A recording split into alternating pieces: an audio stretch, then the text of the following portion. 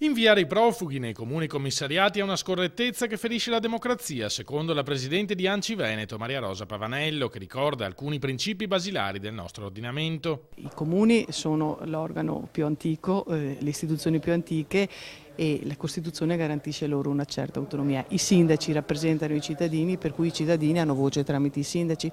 Dove mancano i sindaci e le istituzioni democraticamente elette, però non si può agire in maniera così pesante, perché si fa male alle istituzioni stesse e alla democrazia. In generale, sostiene Pavanello, non si può dire che il modello di accoglienza proposto in questi anni dalle prefetture sia stato un grande successo. I problemi derivanti da grandi concentrazioni di profughi in piccoli centri sono sotto gli occhi di tutti. Di fronte a una situazione molto complessa a livello europeo, l'Italia con la situazione che sappiamo, che è facilmente raggiungibile ed è il posto di primo approdo, quello che l'Associazione dei Comuni nazionale prevede è quello di un'accoglienza diffusa, nel senso distribuire in maniera equa su tutti i territori le presenze dei migranti del sistema dell'emergenza. È un sistema diverso di accoglienza, non in capo ai prefetti, ma con un ruolo più importante dei sindaci, dei territori e delle associazioni. Scegliere i comuni senza sindaco per mandarci centinaia di profughi, conclude Pavanello, rischia di agitare gli animi anche dove prima la situazione era tranquilla. Io a volte